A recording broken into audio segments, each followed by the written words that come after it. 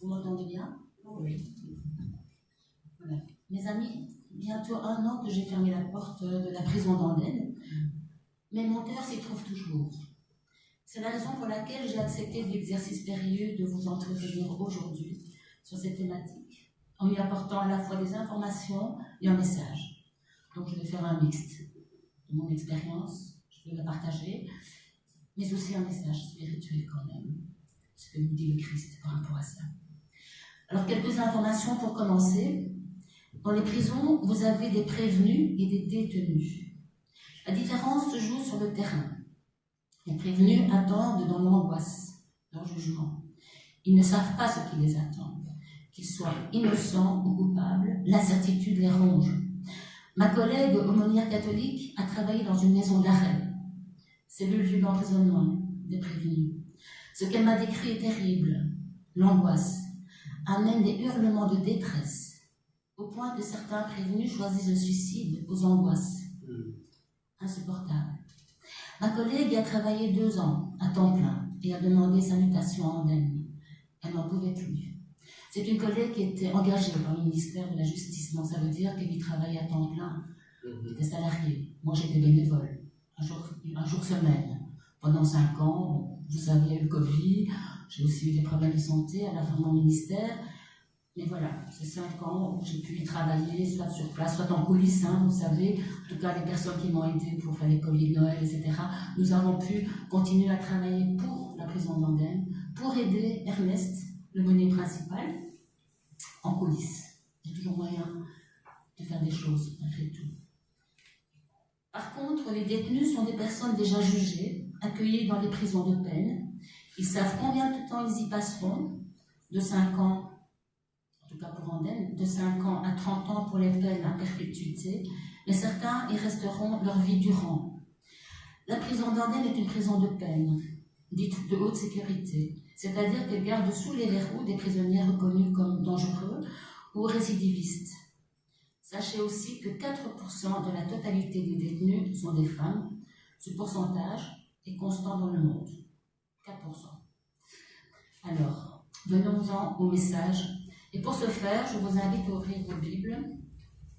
Lisons dans Matthieu 25, les versets 31 à 36.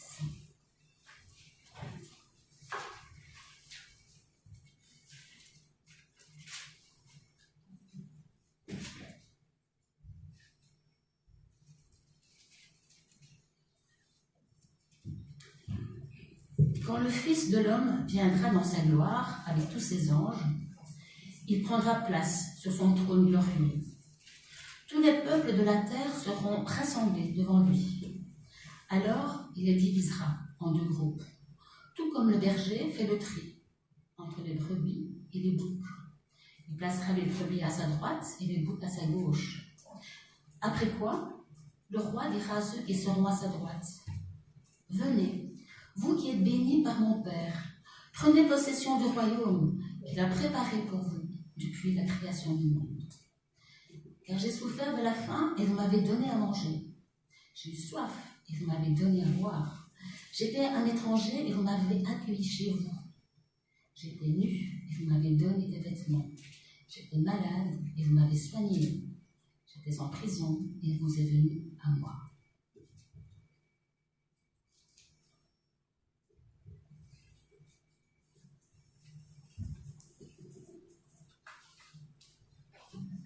Le message nous propulse à la fin des temps, à la fin de l'histoire.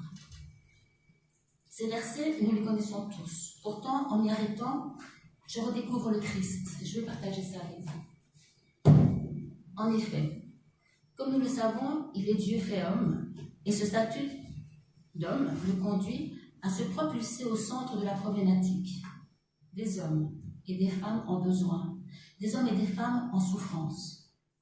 Ce qui est extraordinaire, c'est que le Christ, qui connaît notre nature humaine, nous interpelle, en s'identifiant à celui qui a faim, soif, est nu, malade et en prison. En faisant cela, il veut attirer notre attention. La question se pose: pourquoi s'est-il identifié à toutes ces personnes et aux prisonniers, le sujet d'aujourd'hui? Pour nous attendrir? Je ne pense pas.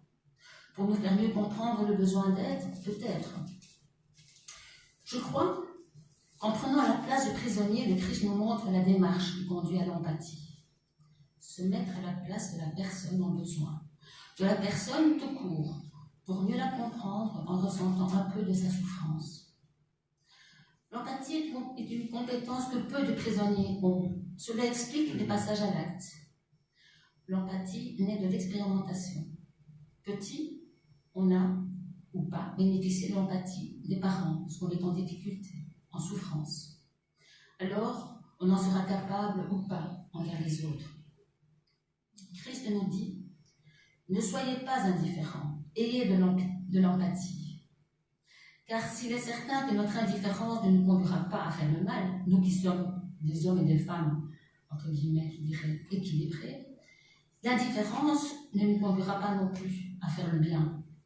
Et c'est justement ça que Christ relève plus loin dans le texte, au verset 43. « J'étais malade et en prison, et vous n'avez pas pris soin de moi. » Le Christ nous éduque à l'empathie et à la compassion.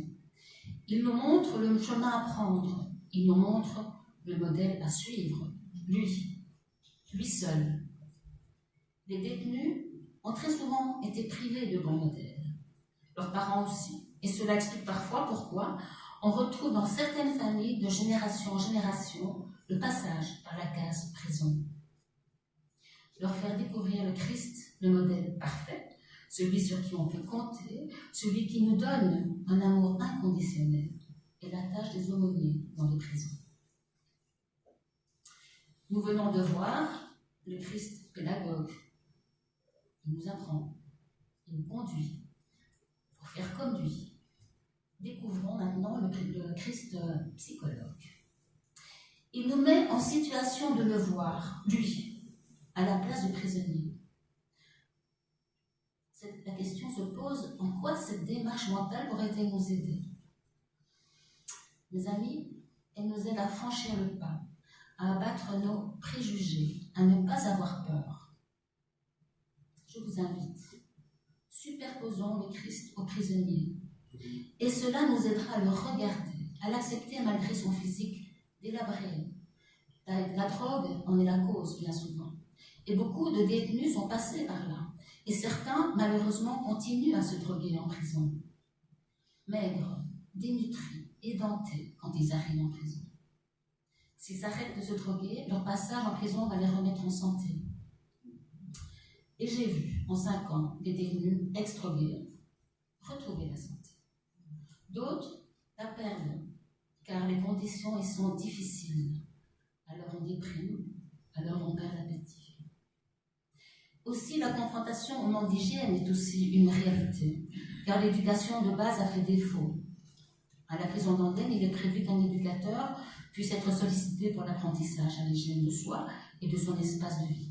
J'imagine que dans d'autres prisons aussi. Et j'ai vu la liste des demandes où les prisonniers peuvent cocher la demande des aumôniers notamment, des conseillers moraux, mais aussi d'un éducateur. Et là, j'ai demandé, tiens, pourquoi un éducateur? Et on m'a expliqué, voilà. C'est parfois aussi les surveillants qui constatent qu'il n'y a pas d'hygiène, que c'est compliqué, et qui encouragent alors le détenu, le prisonnier, à faire la demande, parce que les intervenants extérieurs ne viennent que s'il y a une demande. On ne peut pas obliger. Donc c'est aussi notre rôle, parfois, de relever ce problème et de dire, tiens, tu sais qu'il y a un éducateur ici qui peut t'aider. Et donc, voilà, on travaille aussi, on voit que l'image de soi puisse être acceptable, valorisante, qu'on puisse le voir autrement. Donc l'hygiène en fait partie. Voir et regarder le prisonnier malgré son apparence. En superposant Jésus, ça aide. Superposons Jésus au prisonnier pour dépasser nos peurs, fortement influencés par notre imaginaire, nourris par les séries policières où circulent les tueurs en série. Ces profils existent, mais ils sont minoritaires dans les prisons. Mes amis, je n'ai jamais eu peur, vraiment jamais. Je savais que je n'étais pas seule. La prière était mon arme. Dieu avec moi. Amen. Je pouvais compter sur mon référent aumônier, Ernest, que certains connaissent, mais aussi sur les collègues, l'aumônière catholique, parce fiscale, des conseillers moraux. Mais aussi, il y a les surveillants, dont la tâche principale est la sécurité pour eux, pour les détenus, pour le personnel, et nous faisons partie du personnel, pour les visiteurs, pour la société. Jamais je n'ai eu peur, même lors d'accompagnement en cellule. À tout moment, je pouvais quitter la cellule, et jamais j'aurais pu aller voir ou recevoir au bureau quelqu'un à haut risque. Je ne connaissais pas les dossiers, mais je savais que les très dangereux, entre guillemets, étaient mis à part, inaccessibles, du moins pour moi, bénévole. Maintenant, superposons le Christ aux prisonniers pour nous aider à dépasser ce qui nous dérange au plus profond de nous, les faits qui ont conduit la personne à se trouver en prison. Ils sont là car ils ont commis des faits répréhensibles et très graves pour certains. Nous le savons, ce ne sont pas des anges, nous le savons. La transgression des règles est le point commun à tous les détenus. Nous, les aumôniers et autres personnels, sommes tenus de respecter et de faire respecter les règles de la prison. La sécurité en dépend. Un jour, j'étais dans le bureau en entretien avec un détenu et je lui avais offert un café. C'était habituel. Quand on les recevait au bureau, on proposait un café, de l'eau, un biscuit. C'est une façon aussi de les habituer à la convivialité, parce que beaucoup n'ont pas appris à recevoir. Ils ont pris, n'attendent pas. Et donc c'était aussi un apprentissage de dire, tu veux un café, tu veux de l'eau. J'ai eu un détenu qui refusait toujours, ça me revient comme ça à l'esprit maintenant, qui refusait. Et un jour je lui dis, tiens, mais pourquoi tu refuses? Tu peux prendre un verre d'eau. Il me dit, mais oui, c'est vrai, souvent on me dit que je refuse, je ne sais pas. Tu sais, c'est un don, je lui dis. Et accepter un don, ça fait plaisir aussi à la personne qui offre. Et le jour où tu auras l'occasion d'offrir un café, un verre d'eau, dis-toi que la personne qui entend « je t'offre » sera heureuse, sera contente. Et tu sais, le Christ, Dieu, il a fait don de son Fils. Ça a été l'occasion, je dirais, parce que là, il faut, dans les échanges, accrocher. C'était l'occasion pour moi d'expliquer aussi le don que Dieu fait dans son Fils. Ça a ouvert un espace spirituel, je veux dire. Après, ce détenu a accepté le verre d'eau, accepté le biscuit. Et il le faisait avec beaucoup de, je dirais, d'aisance. Il ne se sentait pas obligé de le faire. Et je pense que l'échange, dans les faits, de manière très pratique, a déclenché quelque chose chez lui, l'idée du don. Et donc, un jour, j'étais dans le bureau, je reprends un entretien avec un détenu et je lui avais offert un café. On m'appelle par téléphone pour me signaler que le détenu doit réintégrer sa cellule sans tarder. Je m'informe qu'il doit impérativement repartir. Il se lève. Il prend son café, prêt à quitter le bureau. Je l'interpelle et lui dis qu'il doit boire son café dans le bureau, il ne peut pas sortir avec. Le détenu s'énerve un peu et me dit qu'il connaît mieux les règles de la prison que moi. Bon, j'étais là depuis peu, donc il y avait une tentative de sa part de me manipuler. J'insiste fermement. Tu bois ton café, tu le laisses, mais tu ne peux pas sortir avec. Comme le ton montait, un collègue conseiller moral est intervenu. On partageait le même bureau, rarement j'ai été seule. Finalement, il est parti, sans son café, bien sûr. Il n'était pas content, mais bon, il a compris. On a envoyé l'aide.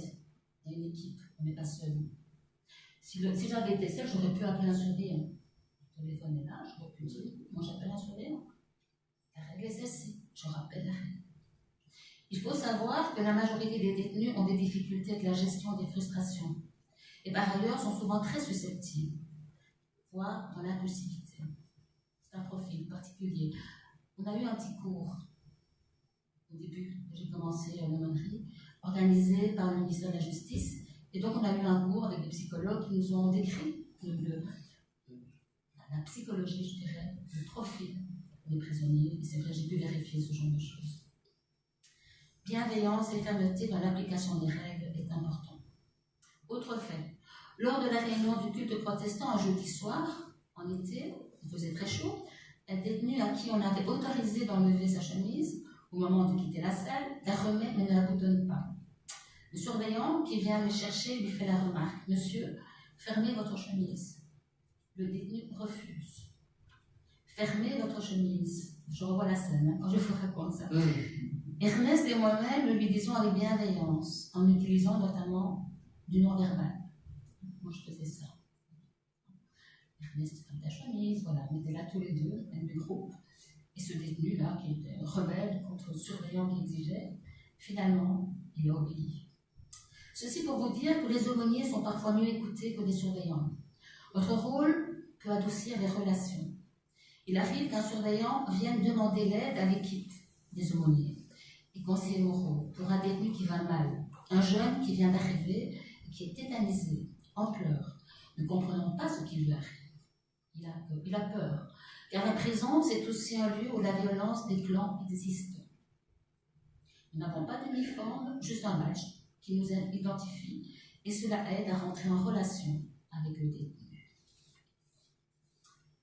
Nous sommes vus comme des alliés pour certains surveillants, mais aussi comme des troubles faits pour d'autres. Il faut savoir que le personnel est hiérarchisé, comme à l'armée. Vous avez des adjudants, des chefs de quartier, ils ont des étoiles, des barrettes, etc. J'ai un jour eu un problème avec un chef de quartier qui remettait en question ma demande de voir un détenu comme tous les jeudis à la même heure. J'avais le droit de le voir et à me s'y opposer, comme par exemple un détenu qui serait puni, mis en cellule de réflexion. C'est comme ça qu'on appelle maintenant le cachot. Ça ne change rien dans les faits. Face à ce refus, j'ai été voir l'adjudant qui a défendu sa chef de quartier, normal je vais dire, qui lui avait rapporté une demande farfelue de ma part, incompréhension manifeste de sa part face à ma demande. J'ai tenu tête et finalement j'ai pu voir le détenu en question. Garder sa place comme aumônier et faire valoir le droit des détenus à nous solliciter, c'est parfois nécessaire, surtout quand on est chrétien. Certains surveillants, ils sont allergiques, il faut savoir ça. De plus, j'étais femme, donc femme, chrétienne. Pour certains, c'était dérangeant. Ma collègue aumônière catholique disait « Attends-toi à entendre parfois, quand on croise des surveillants, des bonnes sœurs ». Et donc, voilà, il fallait quand même que psychologiquement être prêt, solide et pouvoir défendre aussi le droit d'être là. Certains, s'ils pouvaient nous éliminer, je dirais, ils le feraient, hein, mais le fait d'être chrétien, ça peut être dérangeant. Par contre, pour certains surveillants, non, à l'inverse, ils viennent voir l'aumônier. Comme disait ma collègue catholique, nous sommes aumôniers de tous, pas seulement des détenus. Et elle a expérimenté ça, pas moi. Mais elle étant à temps plein, elle a déjà reçu parfois un surveillant qui est venu. Et je pense qu'Ernest aussi. Il y a quand même des confidences alors qui arrivent quand on est là à temps plein et plus présent. Et donc, on est aumônier pour tous. Et je dirais même qu'on reste aumônier à vie. Moi, enfin, dans mon cœur, je reste aumônier à vie. Revenons à la transgression. Je disais que la transgression des règles était le point commun à tous les détenus. La transgression, c'est le point commun à tous les hommes. En langage chrétien, on parlera de péché. Un jeudi soir, lors du culte protestant, un aumônier demande au groupe de détenus, dans le contexte de l'enseignement de ce moment, qui est pécheur? Je lève la main, et aucun des détenus ne bouge. Et puis doucement, une à une, les mains se sont levées. Se reconnaître pécheur. Seul l'Esprit Saint peut nous convaincre du péché, nous dit l'Écriture. Qui va pouvoir le faire connaître, l'Esprit Saint? L'aumônier chrétien, bien sûr. Il va se différencier du conseiller moral par son accompagnement spirituel. L'accompagnement spirituel. N'attend pas que le détenu se dévoile pour commencer. À la demande du détenu, on le reçoit et voyons ce qu'il attend de nous. Parfois, il pense qu'on peut répondre à ses besoins. Et là, nous l'informons des services adéquats. Nous ne sommes pas des assistants sociaux. Nous devons bien mettre les limites de notre rôle. C'est l'écoute, sans jugement, qui ouvrira la porte de la confiance. C'est dans l'échange que le détenu un jour osera confier les faits commis. Parfois, ils viennent avec leur dossier. À nous de faire prendre conscience de la gravité des faits. Parfois, ils se posent en héros de leur histoire, quand il s'agit de faits en groupe. Et là aussi, nous devons leur faire voir conduit comme un héros. Mais ce que tu as fait n'est pas bien. Ce que tu l'entends, voilà. Donc l'échange peut prendre corps à ce moment-là. Certains diront qu'ils sont innocents. Le déni les aide à ne pas se regarder en face. Reconnaître son péché fera naître pour certains le sentiment de culpabilité, un sentiment qui peut détruire. Et dans les prisons, les psychologues ne font pas de thérapie, que de l'expertise, vérifier le niveau d'empathie et le risque de récidive. Nous ne sommes pas des psychologues, mais nous avons Christ qui portera le fardeau de la culpabilité. Le coupable, le détenu, se percevra comme responsable. Un concept qui change le regard qu'on a sur soi. On n'est plus sur les défensives à se présenter comme victime de son histoire. On accepte sa part de responsabilité dans les faits commis. Une libération intérieure qui laissera place à la repentance et au pardon pour soi, pour les autres, ceux qui ont tant blessé dans leur vie. Lors des entretiens, la prière est présente, mais souvent les détenus ne savent pas prier. Et leur faire découvrir qu'ils peuvent s'adresser au Père sans honte, avec leurs mots, sans crainte du jugement, est une découverte et un cheminement spirituel qui transforme leur cœur. Je termine en vous faisant remarquer que le Christ évoque tout à la fin du chapitre 25 ce qui attend ceux qui n'auront pas été soucieux des prisonniers et autres personnes en souffrance. Le Christ, je dirais un communicateur expert, prend soin de s'adresser d'abord à nous, les brebis, en soulignant le comportement positif, le comportement attendu, convaincu que nous agirons comme il le dit dans le verset 36. J'étais nu et vous m'avez donné des vêtements. J'étais malade et vous m'avez soigné. J'étais en prison et vous êtes venus à moi. Aussi, ce n'est pas par hasard qu'il clôture en se souciant des prisonniers. C'est stratégique. Le mot « prison » doit s'imprimer en nous pour que les détenus ne soient pas ignorés, pas oubliés. Alors les amis, devons-nous tous aller visiter les prisonniers? Non. Là n'est pas la demande. Le Christ connaît nos limites. Certains auront un appel pour s'engager et une formation les y aidera. Elle existe depuis 1 an. Sa préoccupation au Christ, elle nous concerne tous. C'est le souci de l'autre, que nous soyons sensibles aux plus démunis, et les prisonniers en font partie. Il veut que notre cœur soit touché par eux. Sachez qu'en Belgique, les prisonniers vivent pour la plupart dans des conditions inhumaines, dénoncées aussi par Amnesty International. Un espace de 9 mètres carrés, 22 heures durant pour ceux qui n'ont pas d'activité. La solitude ou la cohabitation infernale, lorsqu'on est 2 ou plus dans une même cellule. La souffrance d'une rupture consécutive à l'emprisonnement, les blessures de l'enfance et surgissent. Toutes ces réalités me font dire que le prisonnier a besoin de Christ. Et les chrétiens se doivent d'être sensibles. Le message que nous transmet Matthieu est sans équivoque. Christ nous sollicite. Et il conclut au verset 40, « Je vous le dis en vérité, toutes les fois que vous avez fait ces choses à l'un de ces plus petits de mes frères, c'est à moi que vous les avez faites. » Mes amis, soyons reconnaissants de n'avoir pas à chercher un aumônier avec lequel collaborer. Nous sommes en lien avec Ernest. Continuons donc à nous soucier des détenus de la prison d'Andenne par nos actions et interventions dans les colis, collecte de savon notamment, par nos dons, par notre présence lors des fêtes de Noël et Pâques. Certains d'entre vous ont pu y participer. Continuons ainsi à soutenir les aumôniers qui y travaillent.